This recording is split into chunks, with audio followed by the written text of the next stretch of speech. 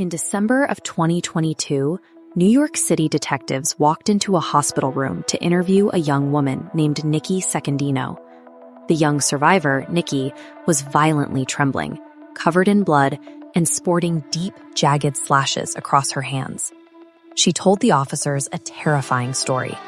Just hours earlier, two masked intruders had kicked down the door of her Brooklyn apartment, demanded money, and brutally attacked her family. She detailed how she fought back to save them, barely escaping with her life. Between her visible injuries and palpable terror, she presented a flawless picture of a traumatized survivor. To catch the attackers, investigators dispatched a team back to the apartment to lock down the timeline and inspect the forced entry point.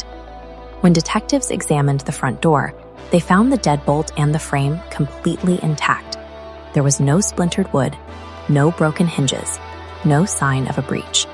This creates exactly what investigators call a complete forensic vacuum. If no one forced their way in, the entire survivor narrative is compromised. Detectives now had to test Nikki's claims against the neighborhood's physical data. Nikki gave police a highly specific time window for when these two masked men supposedly fled her apartment and ran out into the streets. To track their escape route, investigators turned to the surrounding surveillance infrastructure. By plotting the sightlines of every camera on the block, you create interlocking cones of coverage, forming an inescapable digital perimeter. When playing back the exact minutes Nikki claimed her attackers fled, the cameras register 0 motion triggers. The surveillance cones remain completely empty. The mathematical reality of the camera grid doesn't align with her story. The total absence of targets on the grid confirms the intruders were never on the street. That left detectives to explain the most compelling physical evidence supporting Nikki's story: the deep slash wounds across her hands. When a victim instinctually raises their arms to block a blade, they typically sustain defensive wounds. These almost always appear on the outer forearms or across the flat of the palms. Nikki's specific injuries carried a different mechanical signature. These are known forensically as slippage wounds. They occur when a hand gripping a wet knife handle strikes a hard surface, sliding downward over the guard onto its own blade. The location and angle of these cuts show she wasn't putting her hands up to block an incoming attack. She was holding the weapon, and she was violently striking downward.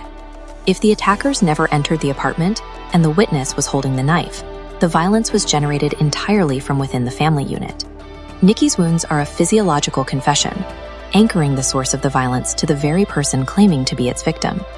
Detectives sat back down with Nikki in the interrogation room to confront her with the completed forensic timeline.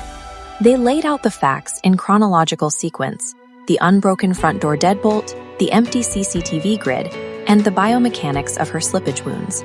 As the data piled up on the table, her terrified victim persona evaporated. She was trapped by the forensic timeline. The phantom Nikki had spent hours describing was her own reflection. Emotional narratives can be convincing, but they cannot change the geometry of a room or the path of a camera lens. The unblemished deadbolt provided a version of the truth that Nikki Secondino couldn't talk her way out of. To the outside world, the Secondino family home in Bensonhurst, Brooklyn, was just another quiet apartment in a bustling neighborhood. 61-year-old Carlo Secondino was a hard-working local delivery man, deeply devoted to his daughters, Nikki and Liana. But behind closed doors, the apartment was a powder keg of psychological tension. For months, neighbors reported hearing violent, screaming arguments echoing through the hallways, and the police had been called to the home multiple times to intervene in domestic disputes.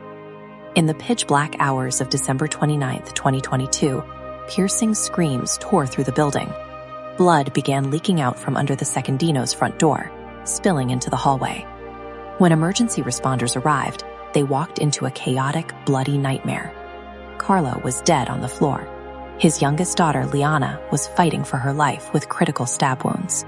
Standing nearby, covered in blood, was Nikki, screaming that a gang of home invaders had burst in. The immediate evidence presented a picture of random urban violence, tearing an innocent family apart in the middle of the night. At the hospital, Nikki gave detectives a highly detailed cinematic account of what happened. She claimed two men wearing black ski masks forced their way into the apartment, cornered her father, and demanded cash. She described how she bravely charged the armed men to protect her family. Nikki claimed she physically grabbed the attacker's knife by the blade to pull it away from her sister's throat, pointing to severe cuts on her own palms as proof of the struggle. Local news outlets immediately picked up the account, broadcasting the story of a Brooklyn home invasion gone wrong and portraying Nikki as a survivor who had fought to save her sister. In those first critical hours, the story held. The detailed narrative and the visible injuries provided a credible explanation that investigators and the public initially accepted as fact. Homicide detectives began to look past the emotion of the testimony to analyze the physical mechanics of the crime scene. This diagram illustrates the spatial logic of a standard home invasion. When an intruder forces entry, the initial altercation and struggle almost always happen in common areas, starting at the front door and moving into the living room. But the forensic experts analyzing the Secondino apartment realized the physics were wrong. The blood spatter wasn't in the living room. It was heavily concentrated inside the bedrooms. This spatial data proved the attacks did not begin with a confrontation in the hallway. They started in the bedrooms, while the victims were asleep and unable to defend themselves. The geometry of the crime scene provided the first proof that an active living room struggle with masked men was physically impossible. Nikki's narrative also faced the scrutiny of New York City's extensive digital surveillance network. Detectives pulled security footage from every street corner, every nearby alleyway, and commercial building surrounding the apartment block. They sat down and watched the feeds frame by frame for the entire night. Looking at this map of intersecting camera sightlines, you can see how investigators formed a perimeter grid. The footage confirmed that no masked men entered or exited the building at any point during the night. The data presented a physical impossibility. If no one crossed that perimeter throughout the night, the source of the violence could only be found within the apartment. The combination of spatial blood physics and a clear digital timeline isolated the killer inside the family's own home. With the evidence contradicting the intruder story, detectives brought Nikki into the precinct for a formal interrogation. When confronted with the camera footage, Nikki didn't break down or cry. Her demeanor shifted from a grieving victim to a cold strategist. She admitted the entire story was a fabrication. She had waited in the dark until her family was asleep, walked into the kitchen, grabbed a hammer and a knife, and attacked her own father. When her sister woke up and tried to intervene, Nikki turned the weapons on her. The cuts on her hands did not come from grabbing an attacker's knife. They were accidental, self-inflicted wounds, caused by her own hands slipping down the bloody blade during the frenzy of the assault. The persona of the grieving daughter was gone, replaced by the record of the woman who had methodically planned the massacre. The confession left seasoned investigators reeling, but one question remained. Why would a daughter methodically wipe out her entire family? During her arraignment and the hearings that followed, a twisted psychological dynamic came to light. Nikki stated she felt trapped by the ongoing domestic friction in the house and the weight of her family's expectations. Prosecutors revealed her precise endgame. By executing her family and blaming it on random urban crime, she intended to secure the family's financial assets and total independence. Nikki Secondino's masquerade ended with official charges of second-degree murder, attempted murder, and criminal possession of a weapon.